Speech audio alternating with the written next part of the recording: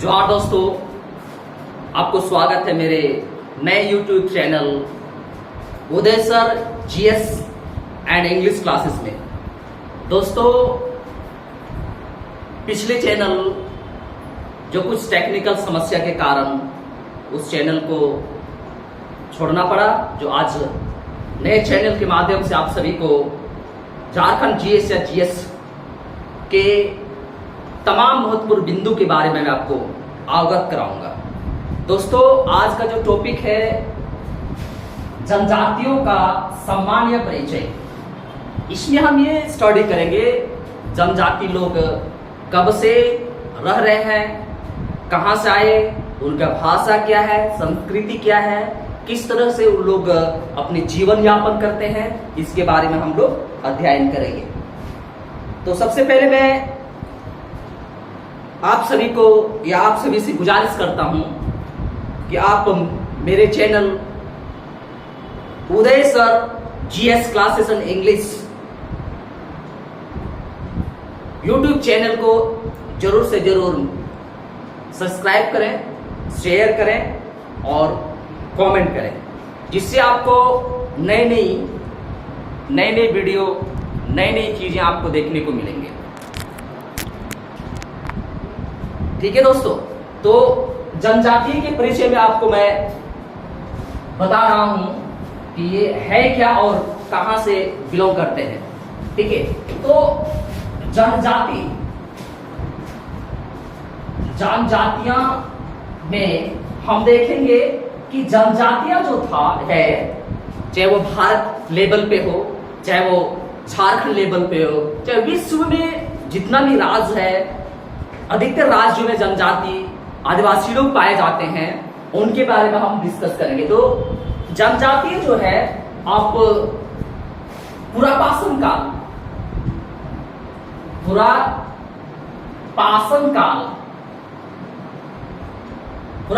काल से ही जनजाति लोग निवास कर रहे हैं, ठीक है, रह रहे हैं। तो ये जो पुरापाषाण काल के बारे में मैं आपको बता रहा हूं, तो ये जो समय है लगभग आपका 20 लाख से 12,000 वर्ष या ईस्वी पूर्व की बात बता रहे हैं। तो आपको समझना होगी, जनजाति जो निवास करते आ रहे हैं वो आज से नहीं बल्कि 20 लाख से 12,000 वर्ष पहले से इस धरती में, चाहे वो झारखंड का धरती हो, चाहे वो मणिपुर का धरती हो, चाहे वो मेघालय का धरती हो, हर जगह पे ये जो जनजातीय लोग जो निवास करने प्रारंभ कर दिए, वो 20 लाख से 12,000 वर्ष ईस्वी पूर्व की बात से ही निवास कर रहे हैं। ठीक है, निवास कर रहे हैं। आप इस जनजाति के चर्चाओं को अगर आप देखेंगे, जब जनजातियों के चर्चा को अगर आप देखेंगे, ठीक है, तो आपको पौराणिक ग्रंथ में भी आपको चर्चा की गई आपको देखने को मिलेंगे। पौराणिक ग्रंथ कौन मान लिया जाए, पौराणिक ग्रंथ में अगर हम देखते हैं तो इस पुराने ग्रंथ में आप चाहे वो महाभारत को देखिए, महाभारत हो, चाहे वो रामायण हो, चाहे वो पुराण हो, तो कहीं न कहीं जनजातियों का चर्चा पौराणिक ग्रंथ में भी की गई है, धार्मिक ग्रंथ में भी की गई है। ठीक है, नेक्स्ट, जनजातियों को खासकर जो संबोधित किया जाता है, वो 4-5 नाम से पुकारा जाता है। जनजाति को 4 या 5 नाम से पुकारा जाता है। ठीक है, जैसे कि जनजाति को अगर आप पुकारते हैं तो कोई लोग इसको आदिवासी बोलता है, आदिवासी के नाम से पुकारते हैं। ठीक है, कोई लोग इसको आदिम जनजाति के नाम से पुकारते हैं, आदिम जनजाति के नाम से पुकारते हैं। कोई लोग इसको गिरिजन के नाम से जानते हैं, गिरिजन के नाम से भी जाना जाता है। ठीक है, और कोई इसको वनवासी के नाम से भी पुकारते हैं।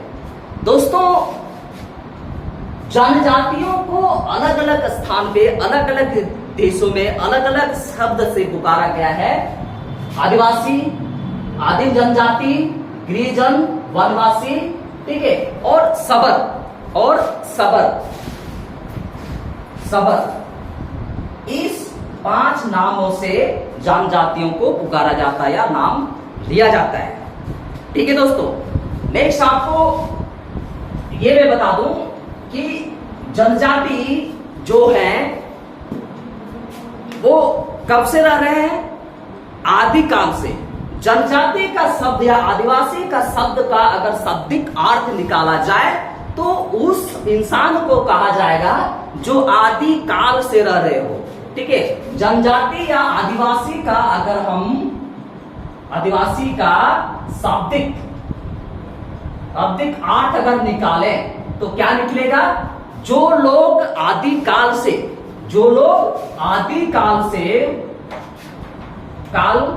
निवास कर रहे हैं उसी को आदिवासी कहा जाता है। आदिवासी किसको कहेंगे? जो आदिकाल से जो निवास कर रहे हैं उसी को आदिवासी कहा जाएगा। नेक्स्ट, आप ये नामों को सिर्फ एक शब्द में ही नहीं बल्कि आप जब अनुच्छेद 342 देखेंगे तो 342 अनुच्छेद में ये राष्ट्रपति द्वारा क्लैरिफाइड किया गया है। राष्ट्रपति द्वारा जनजाति को, आदिवासी को अधिसूचित कर दिया गया। किसके द्वारा? राष्ट्रपति द्वारा। तो हम जनजाति को जब देखें तो जनजाति को 342 अनुच्छेद के तहत राष्ट्रपति ने क्या किया? राष्ट्रपति ने अधिसूचित की है। राष्ट्रपति ने क्या किया है? अधिसूचित किया है। राष्ट्रपति द्वारा 342 आर्टिकल के तहत ये जनजाति को अधिसूचित की गई है। इसलिए ये सिर्फ एक शब्द ही नहीं बल्कि संविधान के हिसाब से जनजातियों को एक अलग स्थान या अलग पहचान प्राप्त हुई या मिला है। ठीक है, नेक्स्ट आपको मैं बता दूं कि जनजातियों का जो समूह अगर देखा जाए, जनजातियों का जो समुदाय है वो टोटल अगर देखा जाए समुदाय में वो टोटल कितना है? समुदाय कितना है? 32 समुदाय है। जनजातियों का जो समुदाय है वो टोटल 32 समुदाय है। टोटल 32 समुदाय में से, ठीक है, 24 जो है जनजाति के तौर पर जाना जाता है। ठीक है, 24 जनजाति के तौर पर जाना जाता है और 8 जो है क्या है? 8 आदिम जनजाति के रूप में जाना जाता है। आदिम जनजाति के रूप में माना जाता है। ठीक है दोस्तों, तो आप देखेंगे चाहे वो भारत के अंदर कोई भी राज्य में निवास कर रहे हो, टोटल आदिवासियों का, टोटल जनजाति का अगर आप समुदाय को देखें तो 32 समुदाय है। 32 समुदाय में से 24 जो समुदाय ऐसे हैं जो प्रमुख माना गया है और ये जनजाति के तौर पर माना जाता है। नेक्स्ट जो 8 जो बचती है, 8 आपका आदिम जनजाति के रूप में जाना जाता है। ठीक है, आदिम जनजाति के रूप में जाना जाता है। आदिम जनजाति के रूप में जो 8 जनजातियां हैं वो कौन कौन है? ठीक है, आदिम जनजातियों के रूप में जो है वो है बिरहौर। किसको? बिरहौर को आदिम बोलेंगे, है ना। फिर आपका कौरवा है, ठीक है, माल पहाड़िया है, ठीक है।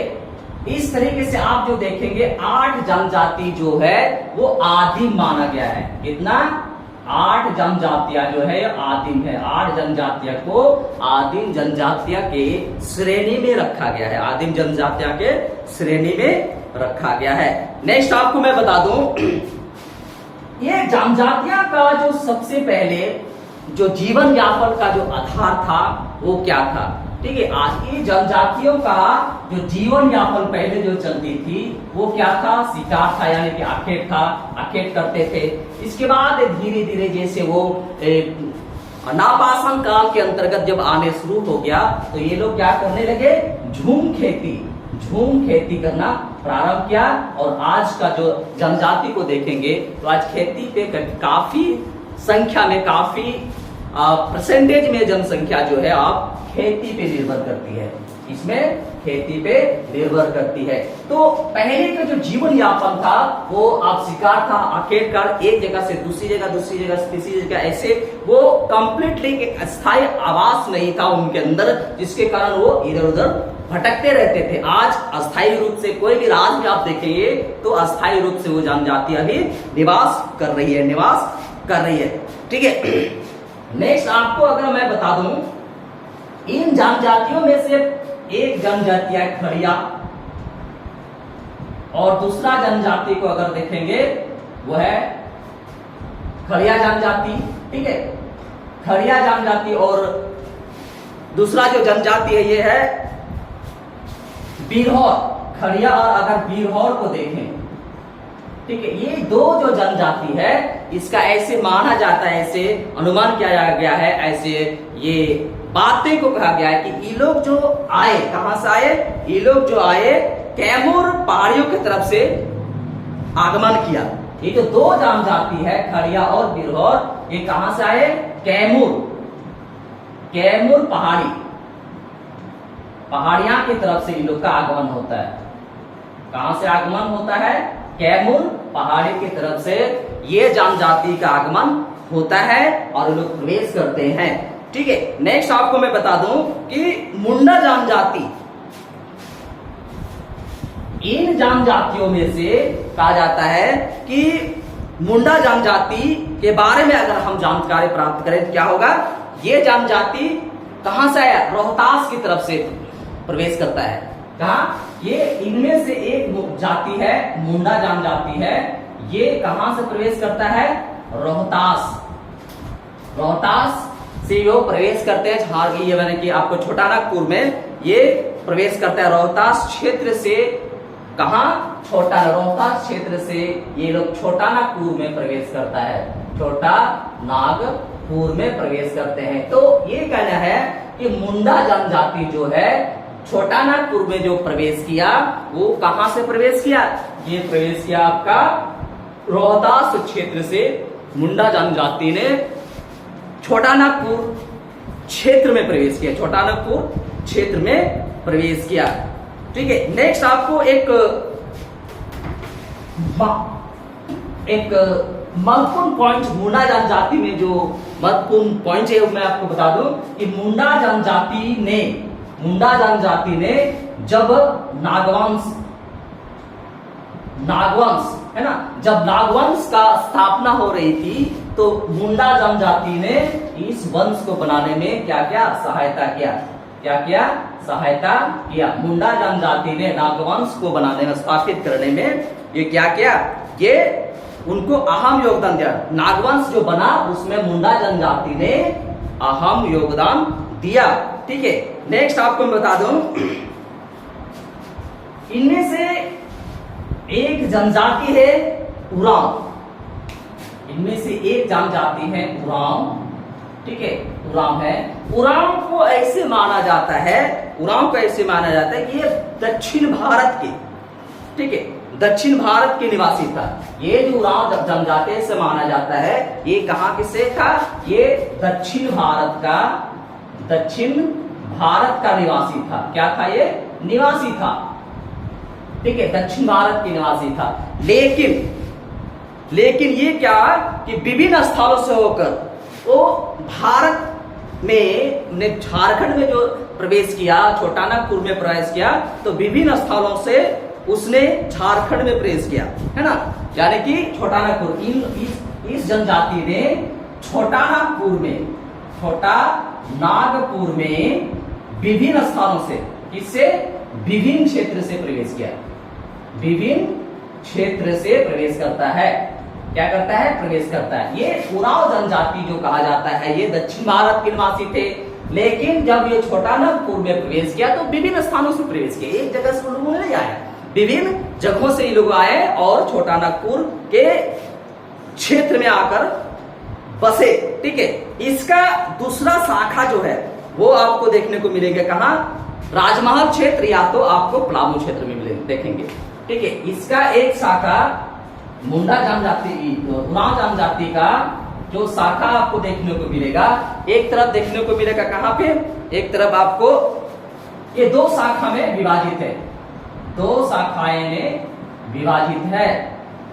उराव जो दो शाखाएं में विभाजित है। पहला शाखा क्या है, ये आपको देखने को मिलेगा कहां पे, ये आपको देखने को मिलेगा या तो आप प्लामू क्षेत्र चले जाइए, प्लामू में आपको मिलेगा, और राजमहल, प्लामू एवं राजमहल, राजमहल इन क्षेत्रों में देखने को मिलेगा। ठीक है, तो जब उराव जनजाति जब दक्षिण भारत का निवासी थे, जब उसने छोटानागपुर में प्रवेश किया तो विभिन्न स्थानों से, विभिन्न तरीके से, विभिन्न क्षेत्रों से उसने प्रवेश किया। लेकिन इसमें सबसे बड़ी बात आपको समझनी होगी कि ये जो जनजातियां हैं, ये दो शाखाएं विभाजित होकर, एक शाखा आपका प्लामू क्षेत्र में चले गए, तो दूसरा शाखा आपका राजमहल क्षेत्र में प्रवेश करता है या वहां चले गए। ठीक है, नेक्स्ट कहता है झारखंड राज्य की जनजातियों को अगर देखा जाए तो श्रीलंका के बेडा तथा ऑस्ट्रेलिया के निवासी, मूल निवासी के रूप में है।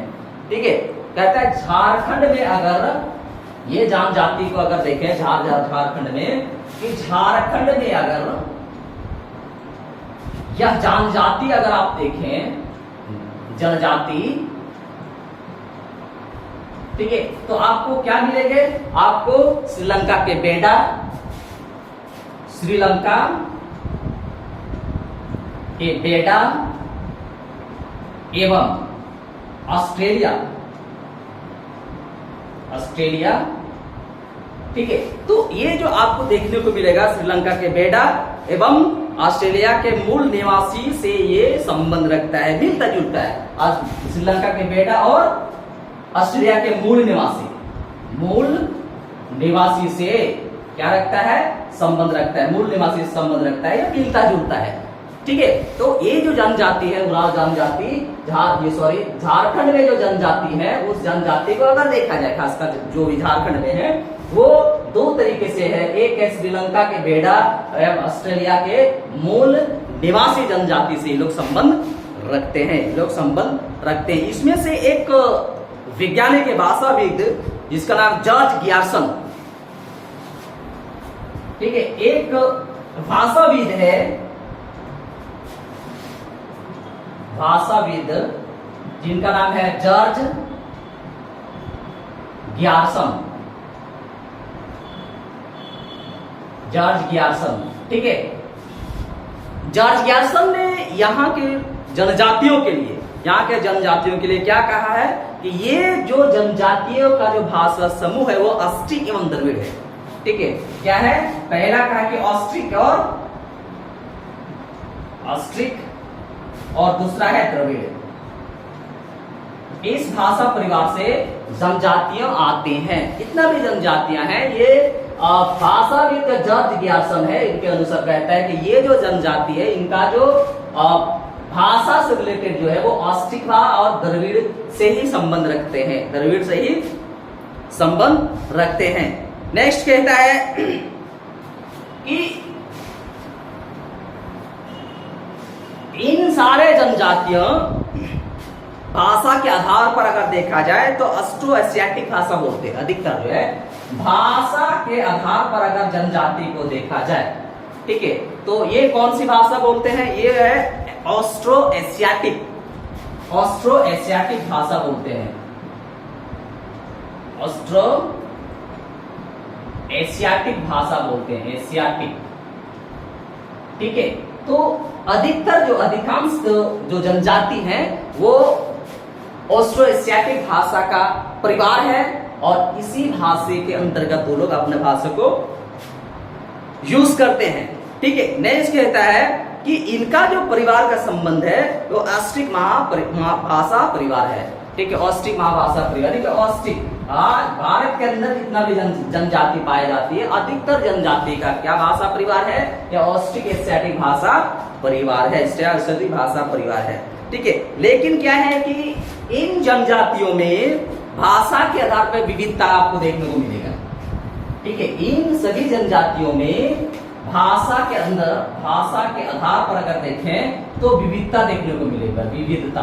ठीक है, अलग अलग भाषा लोग उससे बोलते हैं, संथाली बोलते हैं, हो बोलते हैं, मुंडारी बोलता है, कुड़ुक बोलता है, बहुत सारे भाषा इनके अंदर होती है जो बोलते हैं। ठीक है, कहता है उरांव जनजाति का संबंध कुड़ुक से है। उरांव कौन सा भाषा बोलते हैं? उरांव है कुड़ुक, कुड़ुक भाषा बोलते हैं। ठीक है, तो कहता है कि उरांव का जो भाषा परिवार है वो क्या है? उरांव का भाषा कुड़ुक है, जबकि माल पहाड़िया का एवं सोरिया का भाषा मालतो है। जबकि माल पहाड़ी या एवं माल पहाड़ी और दूसरी अगर आप देखें कि सोरिया का पहाड़ी, सोरिया पहाड़ी जो है, सोरिया पहाड़िया, ये लोग कौन से भाषा बोलते हैं? ये जो भाषा बोलते हैं वो आपका कौन सा? मालतो भाषा बोलते हैं। कौन सा भाषा बोलते हैं? मालतो भाषा ये लोग प्रयोग करते हैं, मालतो भाषा ये लोग प्रयोग करते हैं। ठीक है दोस्तों, तो ये सारे जो भाषा और अलग अलग है। संथाली को अगर देखा जाए तो संथाल लोग हैं जो संथाली भाषा बोलते हैं। ठीक है, संथाल लोग संथाली भाषा बोलते हैं, मुंडा लोग मुंडारी भाषा बोलते हैं। तो इसलिए अपना अपना भाषा बोली जाती है। 32 समुदाय के लोग अलग अलग तरीके से भाषा को प्रयोग करते हैं। ठीक है दोस्तों, नेक्स्ट अगर देखा जाए कि 2011 के जनगणना के अनुसार, 2011 के जनगणना के अनुसार देखा जाए तो कुल जनसंख्या कितना है के अनुसार झारखंड में जो कुल जनसंख्या है 86,45,042 है। ठीक है, 2011 के जनगणना के अनुसार झारखंड में तो जनजातियां का जो संख्या है तो कितना है? 46,45,042, 46,45,042 जनजातीय जनसंख्या आपको देखने को मिलेगा। झारखंड जनजाति को कुल संख्या इतना आपको देखने को मिलेगा। जो राज्य के कुल जनसंख्या का, राज्य में जितना भी जनसंख्या है तो राज्य में कुल जनसंख्या के कितना प्रतिशत है? राज्य में कुल जनसंख्या का इसका जो प्रतिशत आपको देखने को मिलेगा वो कितना है? 26.2%। कितना है? 26.2%। राज्य में जितना जनसंख्या है उनमें उन जनसंख्याओं में से जनजातियों का जो प्रतिशत है, योगदान है, वो कितना है? वो 26% है। ठीक है दोस्तों, तो 26 यानी कि मैं आपको झारखंड राज्य के बारे में आपको बता रहा हूं कि झारखंड राज्य में जितना भी जनसंख्या है उन जनसंख्याओं में से 26% जनसंख्या जो है वो आपका जनजाति समूह का जनसंख्या है, जनजाति समूह का जनसंख्या है। ठीक है दोस्तों, और 2011 के अनुसार ही, अगर 2011 के अनुसार ही अगर देखें आदिम जनजाति है, जो आदिम जनजातियों का कुल जो संख्या है वो है 1,92,425। ठीक है, कितना है? 1,92,425 जनसंख्या है। तो आदिम जनजाति का जो संख्या है इस झारखंड राज्य के लिए वो इतना है। और अगर प्रतिशत में देखें तो प्रतिशत में कितना प्रतिशत है? कितना प्रतिशत? 0.72%। ठीक है, तो झारखंड में जितना जनसंख्या है उसमें आदिम जनसंख्या अगर हम काउंट करें तो कितना होगा? ये 1,92,425 जनसंख्या है, जिनमें इस राज्य के जो जनसंख्या है उनमें से कितना? 0.7% जनसंख्या ये आपका आदिम जनजाति के अंतर्गत आपको देखने को मिलेगा। ठीक है दोस्तों, नेक्स्ट आपको मैं बता दूं कि झारखंड की कुल जनजातियां आबादी लगभग कितना प्रतिशत? 91% जो है वो ग्रामीण क्षेत्र में निवास करते हैं। ठीक है, झारखंड का जो जितना जनजातियां है, ठीक है, झारखंड का जनजाति अगर हम देखें, ठीक है, तो झारखंड का जनजाति 91% जो है वो ग्रामीण क्षेत्र में निवास करते हैं। ठीक है, ग्रामीण क्षेत्र में निवास करते हैं। कितना? 91%। यानी कि आपको ये ऑटोमेटिक समझना होगा। तो शहरी क्षेत्र में कितना है? शहरी क्षेत्र में कितना है? मात्र 9%। आज भी आपको जब आप सुदूर ग्रामीण क्षेत्र में कोई भी क्षेत्र में आप जाते हैं तो अधिकतर जनसंख्या जो है जनजातियों का जनसंख्या है आज भी शहर से कोसों दूर है, आज भी शहर से कोसों दूर है। इसके अनुसार आपको समझना होगा कि जब यह जनसंख्या अधिकतर जनसंख्या ही जब गांव क्षेत्र में है, कोसों दूर है, शहर से बहुत दूर है, तो एजुकेशन सिस्टम भी वहां पे बहुत ही कम होगी। ठीक है, आपको ऑटोमेटिक समझना होगा जब इस राज्य के बहुत सारे 90-91% जब जनसंख्या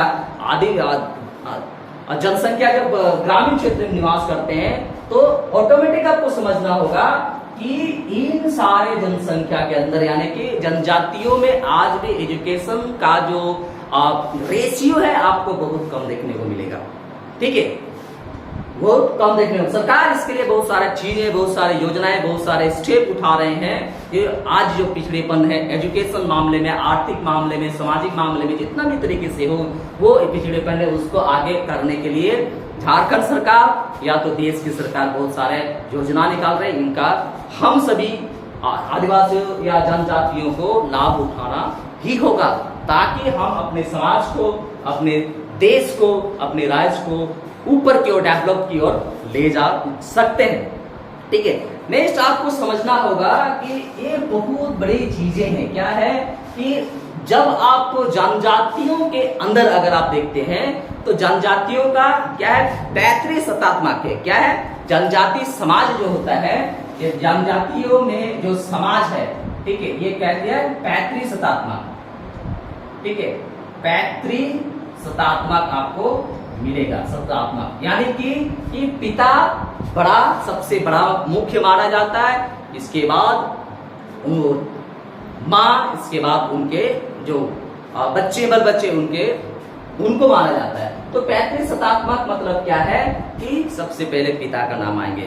ठीक है दोस्तों, तो पैतृक सत्तात्मक है। आपको ये जनजाति समुदाय में, जनजाति समाज में ये आपको देखने को मिलता है। ठीक है, नेक्स्ट आपको ये बता दूं कि जनजाति समाज में आपको जब भी आप देखेंगे, स्टडी करेंगे, आपको क्या मिलेगा, एकल परिवार व्यवस्था। ठीक है, जनजातियों में एकल परिवार व्यवस्था आपको देखने को मिलेगा, एकल परिवार व्यवस्था आपको देखने को मिलेगा। ठीक है, तो इन जनजातियों में एकल परिवार व्यवस्था आपको देखने को मिलेंगे और ये जो व्यवस्थाएं हैं अन्य समाज के अपेक्षा बहुत ही एक मजबूत है और इस मजबूती के साथ जनजाति अपना जीवन यापन करते हैं और आज के डेट में थोड़ा बहुत सारा चीजें आपको देखने को मिलेगा जो बदलाव हो रही है। जनजातियों के अंदर भी जागरूक पैदा हो रही है। आप बहुत सारे बच्चियां पढ़ने लगे हैं, समझने लगे हैं, अधिकार को भी कुछ जानने लगे हैं। तो मैं आपको इस वीडियो के माध्यम से मैं आपको बताना चाहूं कि ये जो स्टेप है, ये जनजाति का सामान्य परिचय में, ये एग्जामिनेशन पॉइंट ऑफ व्यू से जेपीएससी, जेएसएससी या दरोगा जितना भी झारखंड लेवल में जो एग्जामिनेशन होता है उस एग्जामिनेशन में के लेवल से ये बहुत ही इंपॉर्टेंट पॉइंट या बिंदु रहेंगे। इसको आप जरूर से जरूर देखें, पढ़ें, परखें, समझें, जिससे आपका एग्जाम फर्स्ट ही अटेम्प्ट में आप क्रैक कर जाएंगे। दोस्तों, ये आपका जनजाति का जो परिचय, सामान्य परिचय में मैं आपको पार्ट 1 यानी भाग 1 आपको दे रहा हूं। आने वाला समय में मैं आपको पार्ट 2 इसी जनजाति के संबंध से आपको पार्ट 2 देंगे। आप वीडियो को जरूर देखें, सब्सक्राइब कीजिए मेरा नया YouTube channel Uday sir GS and English classes को। धन्यवाद दोस्तों, फिर मिलते हैं। जोहार।